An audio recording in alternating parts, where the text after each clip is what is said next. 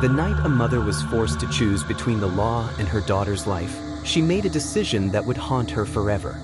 No one ever imagines they'll have to save their child with blood on their hands, but for Helen Carter, it was the only choice left. Her daughter's abuser was about to cross a line that couldn't be undone.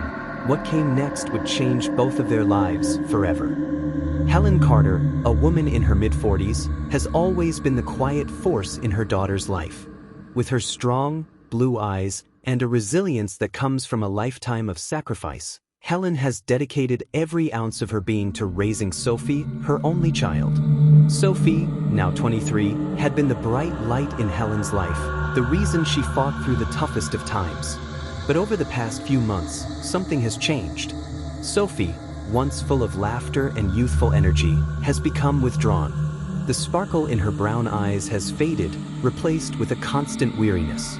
Helen notices the bruises on her daughter's arms, the hasty way Sophie hides her pain behind long hair and tired smiles. Sophie's relationship with Daniel, her boyfriend, has grown increasingly tense. Helen watches from the sidelines, her protective instincts screaming at her that something isn't right.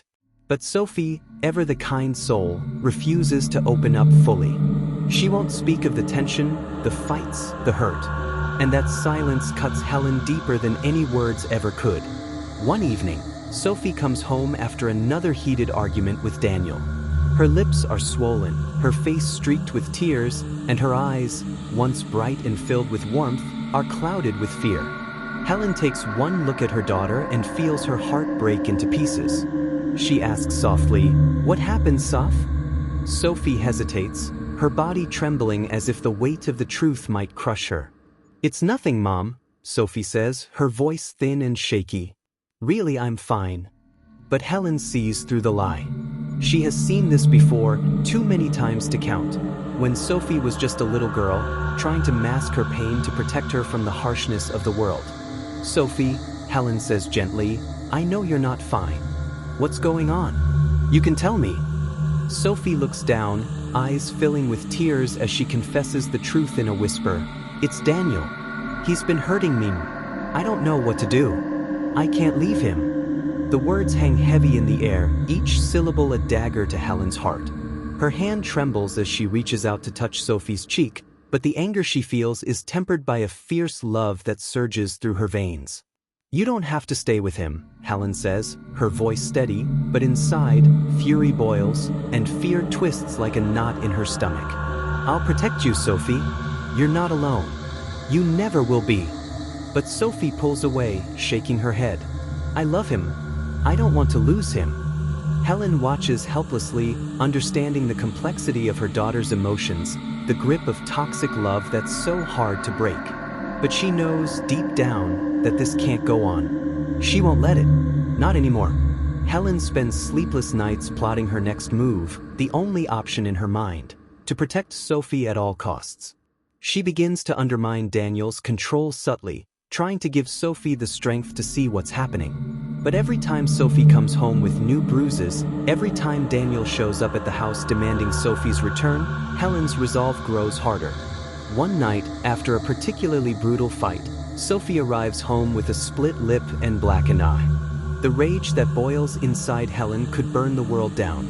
Sophie, breaking down in her arms, finally admits that she's afraid to leave him. That's when Helen decides that there's no more waiting. She can't stand by and watch Sophie suffer anymore. She doesn't care what the world thinks. She will protect her daughter, even if it means breaking every rule. The moment comes one fateful night. Daniel arrives at their doorstep, drunk and furious. Sophie tries to get away from him, but the situation spirals quickly out of control. In the heat of the moment, Daniel raises his hand and Helen, in a flash of terror and pure, unadulterated love for her daughter, grabs a knife from the kitchen. It's a blur, Daniel's hand on Sophie's throat, his weight on top of her, and then the cold steel of the knife in Helen's hand, thrusting forward with all the strength she can muster. The shock on Daniel's face is the last thing Helen sees before his body crumples to the floor. Sophie screams, but the sound of her voice is distant. Helen's hands are shaking, her heart pounding in her chest. What has she done? But then, a calmness settles over her, an overwhelming sense of relief and protection. Sophie is safe. She is safe. But the consequences come swiftly. The police arrive. The flashing lights, the questions, the disbelief. Helen knows what she's done. There's no denying it. She killed Daniel in cold blood to protect her daughter. The courtroom becomes the battleground, and Helen's fate lies in the hands of the justice system. But Sophie, now fully aware of the depths of her mother's sacrifice, steps forward, not in shame, but in defense of the woman who gave everything for her. The media frenzy consumes their lives, and Helen's name becomes a symbol of maternal love gone too far. Some call it justice, others call it murder. But Sophie knows the truth. Her mother saved her life. In the end, Helen is sentenced, but Sophie stands by her side, unwavering. They rebuild their lives, one broken piece at a time. The bond between mother and daughter is unshakable, no matter the cost. Don't forget to hit that like button and subscribe to this channel, so you never miss a story. Helen Carter wakes up to the harsh buzz of the alarm clock, the dim light of dawn creeping through the blinds. Her eyes flicker open, but the weight of what happened last night presses down on her chest. The guilt, the fear, and the uncertainty all churn together, making it impossible to breathe. She glances at the empty side of the bed. Sophie isn't there. Helen's heart drops, her mind racing. What if she's left? What if Sophie's angry with her, afraid of what they've done? What if the world condemns them both? But then she hears it, the soft creak of the door, followed by the sound of footsteps in the hallway. Sophie appears in the doorway, her eyes swollen from crying. She stands there, her clothes still disheveled, her face pale but filled with something Helen hasn't seen in weeks: relief. She's not angry. She's not scared. She's alive. Sophie steps forward, wordlessly wrapping her arms around her mother. Helen clings to her tightly, as if she could somehow absorb all the hurt and confusion Sophie has been carrying. For a long moment, neither of them speaks. There's nothing to say, nothing that would make the situation any less raw. But in that embrace, they both understand. They understand what it cost, what it meant, and what's ahead. Helen pulls back, her fingers gently wiping away the tear tracks on Sophie's cheeks. "I'm sorry, sweetheart. I had no choice. You're my everything. I will always protect you." Sophie nods, her voice small but strong. "I know, Ma. I know. And I'm not angry. I'm not sure how to feel. It's all too much." Helen's heart aches as she looks at her daughter, torn between guilt and pride. Sophie's not just her daughter anymore. She's a survivor, just like her mother. She's been hurt, but she's stronger for it. Helen can only hope that one day, Sophie will see the sacrifice as an act of love, not of violence. In the days that follow, everything changes. The town buzzes with rumors and half-truths about Daniel's death.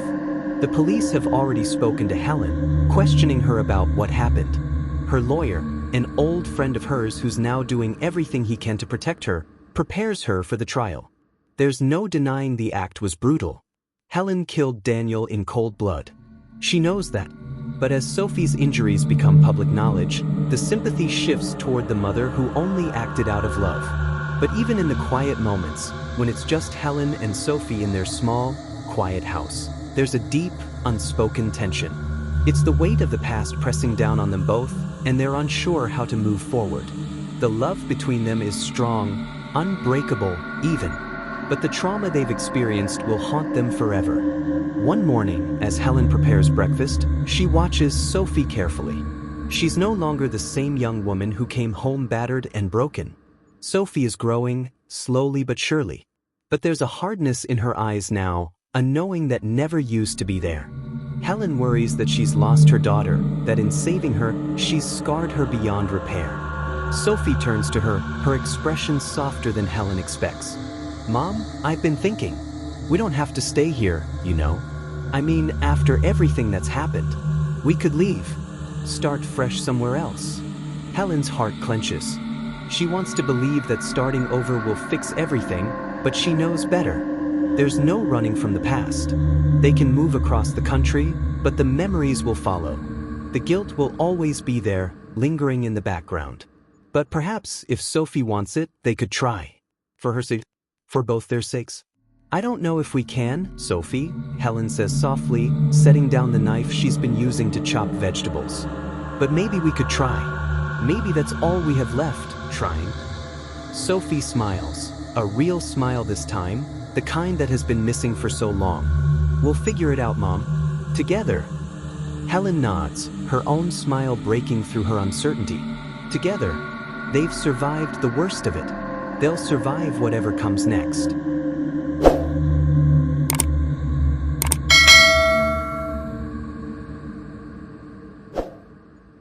The trial begins a month later. It's everything Helen feared and more. The courtroom is full of strangers, people judging her every move. They don't know her, don't understand what drove her to take Daniel's life. They see only the woman who killed her daughter's boyfriend, the man who was loved by some and hated by others. But for Helen, it's not about how the world sees her, it's about how Sophie sees her. Sophie stands by her mother's side throughout it all, her unwavering support like a shield against the judgment of others. The prosecutor paints a picture of a mother who took matters into her own hands, a woman driven by rage. But Helen's lawyer argues differently, reminding the jury of Sophie's abuse, of the years of torment that led to the violent breaking point. They're not there to justify the murder. There is no justification for taking a life. But there's a reason Helen has lived with every day since that night. The final days of the trial are the hardest. Sophie takes the stand, her voice shaking as she recalls the violence she endured, the terror she felt. It's the first time she's spoken about it in such detail, and Helen watches, her heart breaking all over again. She's proud of her daughter, proud of the strength Sophie has found. But she wishes it hadn't come to this. She wishes her daughter didn't have to relive the horror. The verdict is delivered in a tense silence. The jury deliberates for what feels like an eternity, and then, finally, they announce it, not guilty.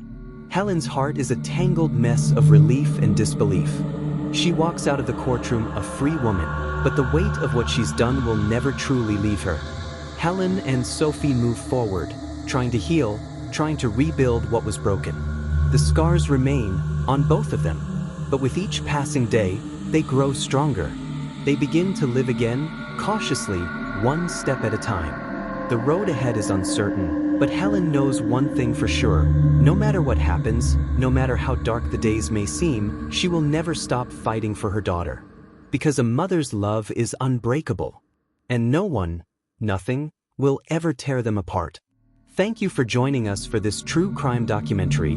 Don't forget to subscribe to stay updated on more chilling story true life crime. Don't forget to hit that like button and subscribe to this channel, so you never miss a story.